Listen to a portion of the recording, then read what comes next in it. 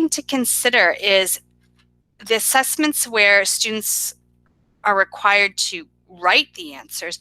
If the writing becomes the barrier and it's not the overall expectation that we're evaluating, could an oral language-based assessment be a good replacement?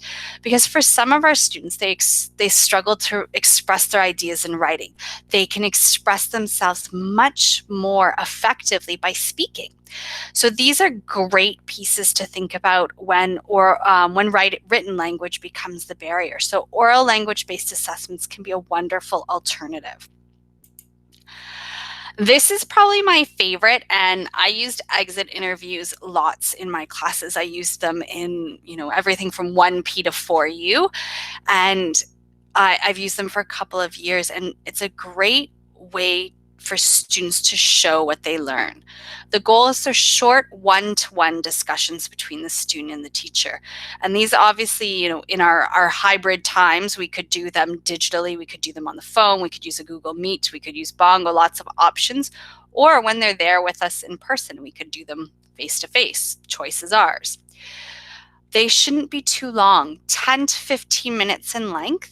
And it's an opportunity to discuss students' progress and learning. And it's a time for them to demonstrate their learning one last time. So I used to like to use open-ended questions, especially if there was something a student hadn't showed me to the level they wanted. What else do you know about fill in the blank, whatever the topic might be? Metacognitive questions are great. What skill have you most improved on? And you can always follow up and poke and prod a bit and say, well, tell me tell me which assignment or which activity demonstrated that.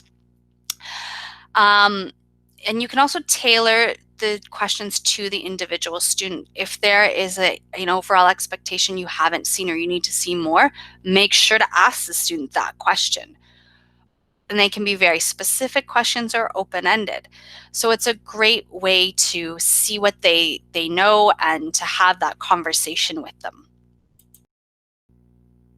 We would love to chat assessment ideas with you, so follow us on Twitter, send us an email, or check out our website for more bites like this.